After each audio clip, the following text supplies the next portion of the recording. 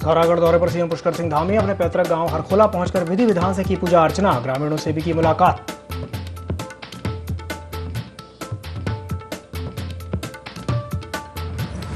प्रदेश भर में जगह जगह कार्यक्रम आयोजित करेगी बीजेपी। मोदी सरकार के 8 साल पूरे होने पर करेगी कार्यक्रम आयोजित। 1 से 15 जून तक चलने हैं बूथ स्तर के कार्यक्रम।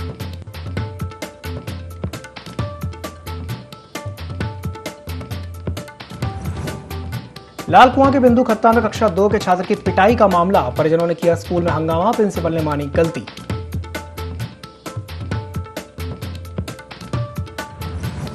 उनतीस मई को थमेगा चंपावत उपचुनाव के लिए प्रचार समाप्त होते ही सील होंगी जिले की सीमाएं, मुख्य निर्वाचन अधिकारी ने दी जानकारी।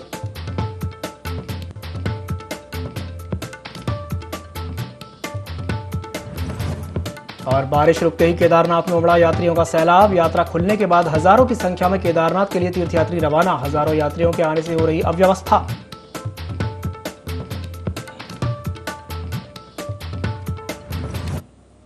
नमस्कार, IND24 में आपका स्वागत है। मैं हूं आपके साथ दिव्यांशु जोशी। उत्तराखंड के सीएम पुष्कर सिंह धामी पिथौरागढ़ दौरे के दौरान अपने पैतृक गांव हरखोला पहुंचे। इस दौरान सीएम ने हरिचंद स्वामी मंदिर में पूरे विधि विधान के साथ पूजा अर्चना की। इसके बाद सीएम सड़क मार्ग से होते हुए गूंजी से थल पहुंचे। कार्यक्रम संपन्न होने के बाद सीएम हेलीकॉप्टर से नैनी सैनी पहुंचे। गेस्ट हाउस में विभिन्न विकास कार्य योजनाओं का शिलान्यास करने के बाद उन्होंने बीजेपी कार्यालय में पदाधिकारियों और कार्यकर्ताओं से मुलाकात की। चंपावत के गौरलचेड़ मैदान में होते हुए सीएम धामी खटीमा के लिए रवाना हुए।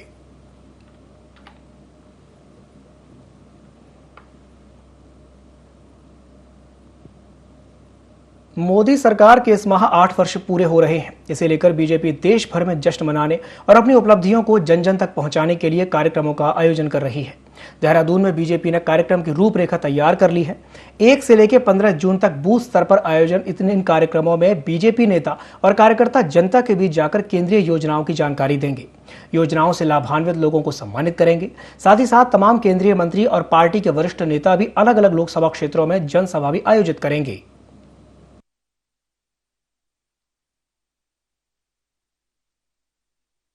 1 तारीख से और 15 तक पूरा पखवाड़ा जो है, केंद्र सरकार की जो उपलब्धियां हैं, केंद्र सरकार की जो जन आकांक्षी योजनाएं हैं, उनको बूथ स्तर तक हमारे कार्यकर्ता ले जाएंगे। इस पर हमारे जितने भी प्रदेश के पदाधिकारी हैं, जितने जिला के पदाधिकारी हैं, जितने मंडल हैं हमारे, सब में जाएंगे और निश्चित रूप से सब लोगों की इस पर दायित्व दे दिया गया है। प्रदेश पदाधिकारियों को कहाँ रहना है, विधायकों को कहाँ रहना है, किस MPs को कहाँ रहना है, तमाम लोगों की जो दायित्व है उसको बांट दिया गया है। और निश्चित रूप से 1 तारीख से जितनी भी हमारी केंद्र सरकार की योजनाएं हैं, उन योजनाओं को बूथ स्तर तक हम ले जा सके।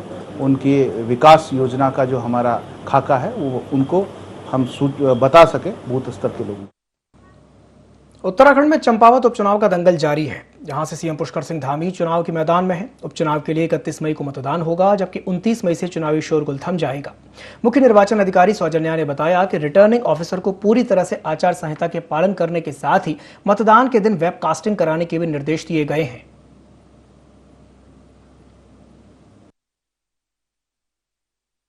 को देखे उस पर कुछ जो कार्यवाही उस पर करवानी है, जहाँ पे MCC का जो वायलेशंस हुए हैं उस पर कार्यवाही DO द्वारा किया गया है। DO को देखे उस पर कुछ जो कार्यवाही उस पर करवानी है, जहाँ पे MCC का जो वायलेशंस हुए हैं उस पर कार्यवाही DO द्वारा किया गया है। ज्ञानवापी विवाद पर अखिल भारतीय अखाड़ा परिषद के अध्यक्ष महंत रविंद्र पुरी ने समाजवादी पार्टी के राष्ट्रीय अध्यक्ष अखिलेश यादव के बयान पर नाराजगी जताई है। महंत रविंद्र पुरी ने अखिलेश यादव से भगवान शिव से माफी मांगने की मांग करते हुए कहा कि अखिलेश यादव पहले ये कहा करते थे कि उनको सपने में भगवान आते हैं, मगर उन्हीं भगवान का अपमान कर रहे हैं। अखिलेश यादव को हिंदू समाज और साधु संतों से माफी मांगनी चाहिए।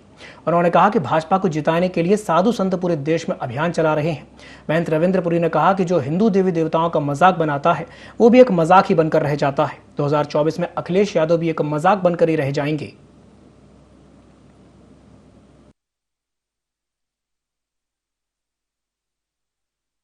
जो हमारे अखिलेश जी है, जो हमारे यूपी के पूर्व CM रहे हैं, उन्होंने भगवान शंकर का एक उपहास किया है। उन्होंने ये कहा है कि भाई मंदिर क्या होता है, पत्थर रख दो, सिंदूर लगा दो, ऊपर से चुनरी पहना दो, मंदिर हो गया। तो ऐसे भगवान का उपहास करना उचित नहीं है। जो हमारे खुद यदुवंशी है, जो भगवान विष्णु के, भगवान श्री कृष्ण के, वासुदेव की परंपरा में है, उनको ऐसा बयान देना उचित नहीं है। तो मैंने उनका खंडन किया था कि भाई अखिलेश जी, आपको ये बयान नहीं देने चाहिए, क्योंकि आप खुद एक हिंदू है, आप ऐसे हिंदू है, आप खुद यदुवंशी है, और यदुवंशी हो करके आप मंदिरों का उपहास कर रहे हैं। 24 के चुनाव में खुद उनका उपहास हो जाएगा, खुद ही वो मजाक बन जाएंगे।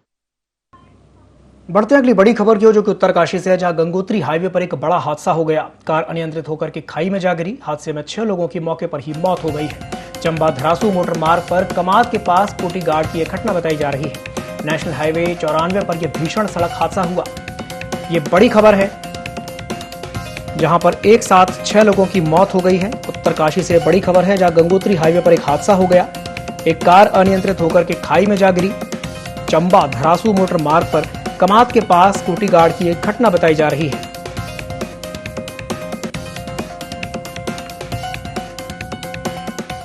राज्य में जब 4 धाम यात्रा संचालित हो रही हो और राज्य में पर्यटकों की संख्या अपेक्षा से दुगुनी आ रही हो, ऐसे में राज्य सरकार की जो लोक निर्माण विभाग है, सड़कों के रखरखाव करने वाले पर्यटन विभाग है, स्वास्थ्य विभाग है, और जो प्रशासनिक अमला है, उसको चुस्त दुरुस्त रहने की जरूरत है। उसको सड़कों पर कहाँ डेंजर मोड़ हैं, अगर उनको चिन्हित करने के साथ साथ यात्रियों के लिए साइन बोर्ड डिस्प्ले हो जाते यात्रा शुरू होने से पहले, तो दुर्घटनाओं को रोका जा सकता था। उसके अलावा अगर स्वास्थ्य विभाग चौकस होता और यात्रियों को, जो उम्रदराज यात्री हैं, उनकी जांच के बाद उनको 4 धाम यात्रा पर भेजा जाता, तो मृत्यु दर को भी घटाया जा सकता था। लेकिन सरकार सोई हुई है, सरकार लापरवाह है, सरकार जवाबदेही से काम नहीं कर रही है। मुख्यमंत्री जी चुनाव लड़ रहे हैं और पर्यटन मंत्री दुबई दिल्ली की सैर कर रहे हैं, तो उसका परिणाम है।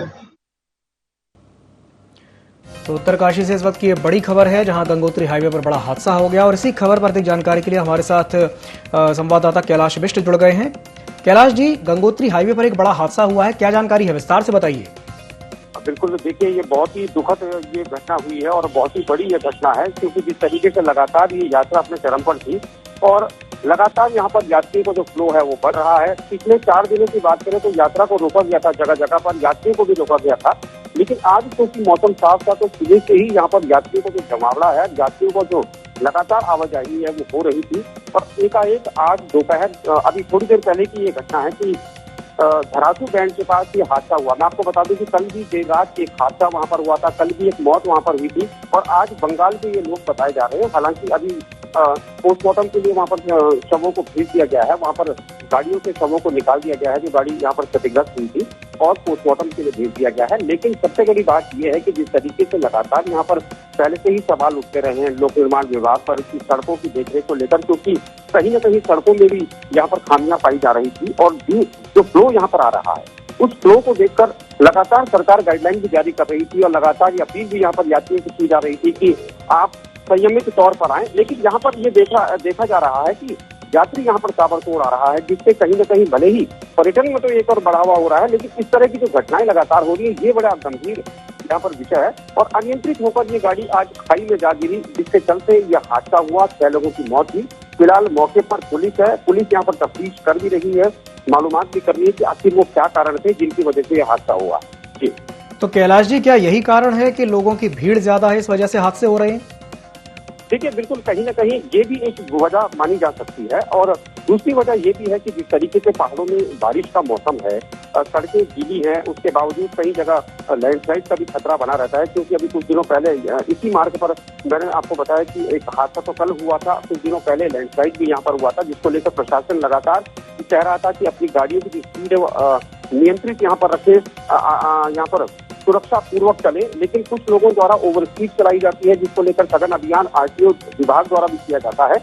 और यहाँ पर खासतौर पर उन गाड़ियों के ज्यादा एक्सीडेंट होते हैं। ये समझने वाली बात है कि जो लोग बाहर से यहाँ पर आते हैं, खासतौर पर क्योंकि पहाड़ों का उनको सटीक ज्ञान नहीं होता कि किस रूट, किस तरीके से कितनी स्पीड से यहाँ पर गाड़ी चलाई जाए, अमूमन उन्हीं गाड़ियों का एक्सीडेंट होता है। भगवान न करे कि दोबारा इस तरह के हादसे हो, इसको लेकर सजग तो होना ही पड़ेगा लोगों को। साथ ही यहाँ पर प्रशासन को और ज्यादा अलर्ट होना पड़ेगा और ज्यादा यहाँ पर अपनी चेकिंग बढ़ानी पड़ेगी, ताकि इस तरह की कोई घटनाएं ना हो और कोई भी अगर गाड़ी अगर तेज स्पीड में चलती है तो फौरन उस पर कड़ी कार्रवाई की जाए। जी कैलाश जी, तमाम जानकारी साझा करने के लिए बहुत बहुत धन्यवाद। उत्तराखंड कांग्रेस के प्रदेश अध्यक्ष करण माहरा रुद्रपुर पहुंचे, जहां उन्होंने बंद कमरे में कांग्रेस कार्यकर्ताओं से मुलाकात की। इस दौरान करण माहरा ने कहा कि चंपावत उपचुनाव में कांग्रेस अपने प्रत्याशी को पूरे दमखम के साथ चुनाव लड़ा रही है। उन्होंने चंपावत में प्रशासन के सरकार के इशारे पर काम करने का भी आरोप लगाया। साथ ही साथ गैंगस्टर यशपाल तोमर के मामले में IAS और IPS अफसरों के तार जुड़ने को उन्होंने बेहद गंभीर बताते हुए कहा कि इतने गंभीर मामले में सीएम और मंत्रियों की चुप्पी हैरानी भरी है। करण माहरा ने कहा कि इन अफसरों को तत्काल पदों से हटाकर सचिवालय में अटैच करना चाहिए। मुख्यमंत्री को इस मामले में कड़ा एक्शन लेना चाहिए। अगर इस मामले की गहराई से जांच होती है तो कई और सफेद पोश बेनकाब होंगे।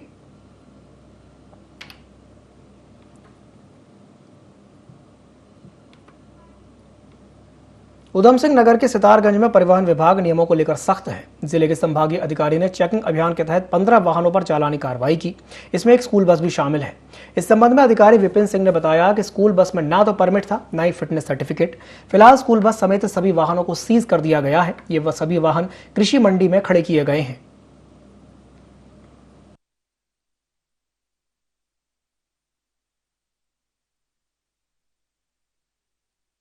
हम लोगों ने रूटीन चेकिंग में हर तरह की गाड़ियां चेक की गई। इसमें 10 ऐसी गाड़ियां पकड़ी गई हैं जो पैसेंजर व्हीकल हैं, जो यात्रियों को ढोती हैं, तो उनका ओवरलोडिंग में भी और कई सालों से बकाया इनका टैक्स नहीं है। इन गाड़ियों ने कई सालों से 2-3 सालों से 4 सालों से फिटनेस नहीं कराई है। कई गाड़ियों का परमिट खत्म थे। और ये आपके जो पीलीभीत वाली रोड है, सरकड़ा चेक पोस्ट वाली रोड है, और ये सितारगंज से सिटकुल वाले रोड पे और सितारगंज से खटीमा वाले रोड पे ये प्रवर्तन अभियान चलाकर इन 10-12 गाड़ियों को बंद किया गया। मुख्यमंत्री पुष्कर सिंह धामी की धर्मपत्नी गीता धामी ने टनकपुर के एक निजी होटल में आयोजित अभिनंदन कार्यक्रम में प्रतिभाग किया, जहां स्थानीय लोगों ने उनका जोरदार स्वागत किया। टनकपुर के वार्ड नंबर 9 और पूर्णागिरी विहार की जनता को संबोधित करते हुए गीता धामी ने राज्य सरकार और केंद्र सरकार की उपलब्धियां गिनाई और चंपावत उपचुनाव में भाजपा प्रत्याशी पुष्कर सिंह धामी के समर्थन में जनता से वोट देने की अपील की। उन्होंने कहा कि आने वाले समय में सरकार चंपावत के विकास के लिए कई जरूरी कदम उठाने जा रही है और बहुत कम समय में मुख्यमंत्री ने खटीमा में अनेक विकास कार्य किए और अब वो चंपावत से उपचुनाव लड़ रहे हैं। उनकी जीत के बाद चंपावत जनपद के लिए अनेक विकास कार्य शुरू किए जाएंगे। उन्होंने कहा कि हमें चंपावत की जनता का बहुत आशीर्वाद मिल रहा है और धामी जी जो भी कहते हैं, चंपावत की जनता बहुत अच्छी है और उन्हें भरोसा है कि यहाँ की जनता उनका साथ देगी। उनकी जो भी आशाएं हैं, उनके लिए जो भी कार्य होना चाहिए, मुख्यमंत्री आ रहे हैं, उससे पहले उनके लिए, हमारी बहनों के लिए, मातृशक्ति के लिए, भाइयों के लिए, बच्चों के लिए और हमारे कर्मचारियों के लिए कोई भी नए निर्णय उन्होंने लिए और सभी का अच्छा समर्थन भी मिल रहा है। सभी का यही कहना है कि मुख्यमंत्री अच्छा काम कर रहे हैं और हमारे प्रदेश में जिस तरह की आवश्यकता है और उनसे जो उम्मीदें हैं वो वे जरूर पूरा करेंगे।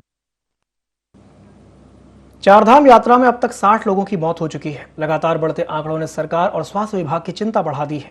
स्वास्थ्य महानिदेशक ने बताया कि यात्रा पर आ रहे लोगों में उम्र, पड़ाव और पुरानी मेडिकल हिस्ट्री सामने आई, जिसके चलते मौत के आंकड़ों में इजाफा हो रहा है। ज्यादातर लोगों के हेल्थ चेकअप किए जा रहे हैं। पोस्ट कोविड और अस्वस्थ लोगों से यात्रा पर न जाने की अपील की जा रही है। बावजूद इसके लोग यात्रा पर जा रहे हैं, जिससे मौत का आंकड़ा बढ़ता ही जा रहा है।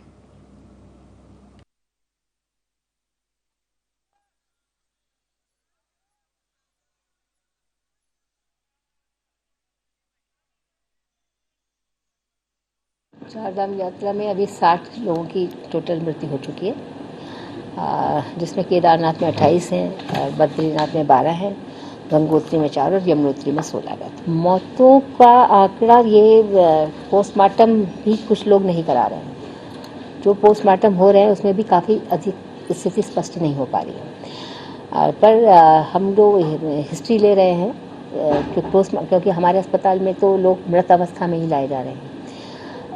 जो हिस्ट्री ले रहे हैं पोस्टमार्टम करते समय लोगों से, उसमें ये निकल के आ रहा है कि कुछ लोगों को पुरानी बीमारियां भी काफ़ी हद तक थी, जैसे कि कार्डियक कॉजेस 16% में नोट किए जा रहे हैं। डायबिटीज़ और हाइपरटेंशन का कॉज 69% माना जा रहा, मतलब आंकड़े में बताया जा रहा है। और कोविड भी कई लोगों में, पुराना कोविड से भी वो लोग ग्रस्त थे पुराने समय में। और कुछ लोगों को क्रॉनिक रेस्पिरेटरी प्रॉब्लम रही है, ऐसा आंकड़ा उसे हमें एनालिसिस करके पता चल रहा है। अधिकतर तो जो दुखद मृत्यु हुई है वो बीमारी या उनकी जो अन्य कठिनाइयां हैं, हृदय गति रुकने से या अन्य शारीरिक कठिनाइयों के कारण हुई है। सभी धामों पर, विशेषकर जो पैदल मार्ग के हैं यमुनोत्री और श्री केदारनाथ जी में, हमने चिकित्सीय परीक्षण की व्यवस्था की है। इसी प्रकार हेमकुंड साहब के लिए भी हमने चिकित्सीय परीक्षण की व्यवस्था सब जगह कर रखी है।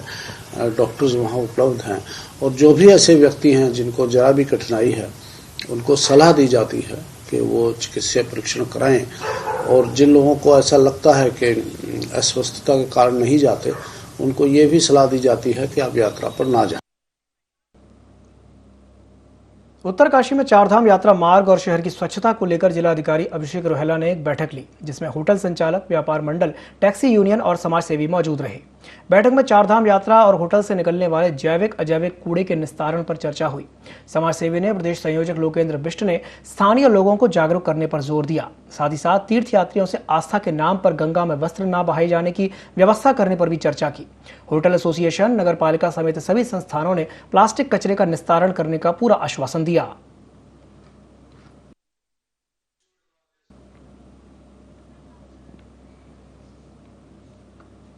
कर्णप्रयाग में व्यापारियों ने एसबीआई के ब्रांच मैनेजर को ज्ञापन सौंपा और शहर के मुख्य बाजार में भारतीय स्टेट बैंक की ई-लॉबी खोले जाने की मांग की है। एसबीआई की शाखा दूर होने से व्यापारियों को कई समस्याओं का सामना करना पड़ रहा है। इस पर ब्रांच मैनेजर विवेक गौरवाल ने जल्द ही ई-लॉबी खोलने की भी बात कही है, जिसके लिए उन्होंने प्रस्ताव मिल चुका है। व्यापारी संगठन लंबे समय से इसकी मांग कर रहे थे। कर्णप्रयाग है, ये पूरे गढ़वाल और कुमाऊं का केंद्र बिंदु है। तो यहाँ पे काफ़ी भीड़ भाड़ के कारण बैंक में एक मुख्य शाखा यहाँ पे एसबीआई है और इसमें काफ़ी भीड़, गाँव के लोग भी आते हैं, पेंशनर भी आते हैं। तो हम ये चाहते हैं हमारे व्यापारियों के लिए मुख्य बाजार में अलग से काउंटर लगे, जिससे बैंक में भी भीड़ न हो और वहाँ पे व्यापारियों को सुविधा मिल जाए। देखिए, ये बात एक्चुअली पिछला जो लोन मेला हुआ था उस टाइम पे जो व्यापार संघ ने मुद्दा उठाया था कि एक जो है ई-लॉबी की फैसिलिटी दी जाए कर्णप्रयाग का जो मेन बाजार है, ताकि थोड़ा ब्रांच से भी थोड़ा लोड कम हो कस्टमर्स के लिए और व्यापारियों को हम ज़्यादा समय दे पाएँ इसके लिए। तो इस चीज़ के लिए एक्चुअली हमने रिक्वेस्ट किया था व्यापार संघ को कि आप लोग जो है हमें अपनी तरफ से एक रिप्रेजेंटेशन दें, ताकि हम जो अपने हेड ऑफिस को ये चीज़ भेज पाए और ई-लॉबी का जल्दी यहाँ पे स्थापित किया जाएगा हमारी तरफ से। तो आज हमें ये ज्ञापन प्राप्त हो गया है और हम इस पर जल्दी एक्शन लेंगे और एक ई-लॉबी यहाँ पे जो कर्णप्रयाग मेन बाजार में स्थापित किया जाएगा हमारी तरफ से, सो दैट जो है व्यापारी भाइयों के लिए मतलब ज़्यादा सुविधा एसबीआई अपनी तरफ से दे। हल्द्वानी के क्षेत्रीय खाद्य अधिकारी कार्यालय के बाहर इन दिनों लंबी लाइन देखी जा सकती है। यहां राशन पाने वाले अपात्र लोग खुद अपने राशन कार्ड सरेंडर कर रहे हैं। आपको बता दें कि प्रदेश में ऐसे कई अपात्र हैं जो राष्ट्रीय खाद्य सुरक्षा यानी मुफ्त राशन का लाभ उठा रहे हैं, लेकिन अब सरकार के नए आदेश के बाद ऐसे अपात्र लोगों के खिलाफ कार्रवाई की जाएगी। इसके लिए सरकार ने एक अभियान भी चलाया है, जिसके तहत अब अपात्र लोगों को राशन नहीं मिलेगा। जिला पूर्ति अधिकारी रवि सनवाल ने जानकारी देते हुए बताया कि जिन लोगों की मासिक आमदनी 15,000 रुपए से अधिक है, वे अंत्योदय और राष्ट्रीय खाद्य सुरक्षा की योजना के पात्र नहीं है। ये कार्ड धारक 31 मई तक खुद अपने कार्ड सरेंडर करा सकते हैं। 1 जून से विभागीय स्तर पर व्यापक अभियान चलाया जाएगा। इसमें अपात्र पाए जाने वाले व्यक्ति पर उचित कार्रवाई की जाएगी। उन्होंने बताया कि सरकार के द्वारा अपात्र लोगों को अपने राशन कार्ड जमा करने की अंतिम तिथि 31 मई जारी की गई है। ऐसे में 1 मई से चलाए गए इस अभियान के 23 दिनों में नैनीताल जनपद में 900 से अधिक सफेद राशन कार्ड धारकों ने अपने राशन कार्ड जिला पूर्ति विभाग कार्यालय में जमा करा दिए हैं। जिला पूर्ति विभाग अब इन राशन कार्ड को निरस्त करने की कार्रवाई कर रहा है। उन्होंने कहा कि अगर आप भी सफेद या गुलाबी राशन कार्ड धारक हैं तो आप इसके पात्र नहीं हैं, तो जल्द से जल्द अपने क्षेत्रीय कार्यालय में अपना राशन कार्ड जमा करके निरस्त करा दें।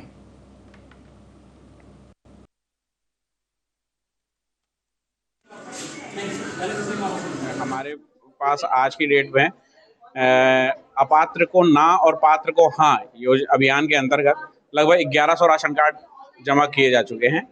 और जिस तरह से आप देख ही रहे हैं कि काफ़ी भीड़ ऑफिस में इस टाइम राशन कार्ड सरेंडर वालों की लगी हुई है। और इसी तरह लगभग 200 राशन कार्ड हम लाल कुआं क्षेत्र में भी जमा कर चुके हैं। राशन कार्ड धारकों को यही निर्देश है कि वो अपना पात्रता का आकलन स्वयं करते हुए अभी स्वघोषित तरीके से अपने राशन कार्ड को सरेंडर कर सकते हैं। अगर बाद में कोई 31 तारीख तक ये अभियान विभाग द्वारा चलाया गया है, अगर इसके बाद कोई अपात्र राशन कार्ड का गलत तरीके से प्रयोग करते हुए पाया गया तो निश्चित रूप से आवश्यक वस्तु अधिनियम के अंतर्गत कार्रवाई की जाएगी। उत्तराखंड के पूर्व मुख्यमंत्री और गढ़वाल लोकसभा सीट से सांसद तीरथ सिंह रावत चमोली दौरे पर हैं। इस दौरान तीरथ सिंह रावत कर्णप्रयाग पहुंचे, जहां बीजेपी कार्यकर्ताओं ने उनका जोरदार स्वागत किया। केंद्र और राज्य सरकार की जन कल्याणकारी योजनाओं को लेकर अधिकारियों की समीक्षा बैठक ली जाएगी। साथ ही साथ सांसद आम जन की समस्याओं की भी जानकारी लेकर अधिकारियों को निर्देशित करेंगे। पूर्व मुख्यमंत्री ने इस बार की चारधाम यात्रा की तारीफ की। साथ ही साथ चंपावत उपचुनाव पर 20,000 मतों से जीतने का दावा किया। वहीं कर्णप्रयाग पहुंचे तीरथ सिंह रावत ने आत्मनिर्भर भारत को लेकर भी प्रधानमंत्री नरेंद्र मोदी की तारीफ की है और कहा कि देश किसी और हाथ में होता तो हालात और खराब हो जाते।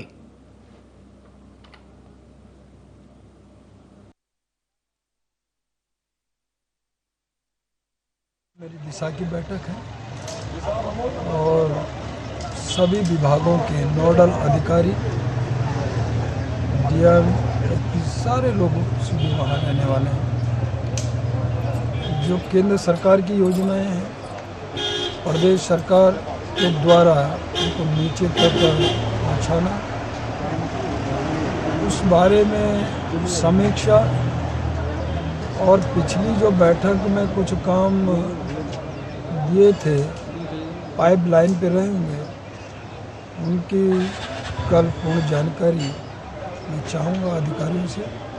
और साथ में जो जनता के द्वारा संज्ञान में लाए गए हैं कुछ ऐसे काम हैं, सड़क है, पानी है, बिजली है, इवन एजुकेशन है, हेल्थ है, इन सब के बारे में उनसे रूबरू होना, बातचीत। बुलेटिन में फिलहाल के लिए इतना ही। दीजिए इजाजत। नमस्कार।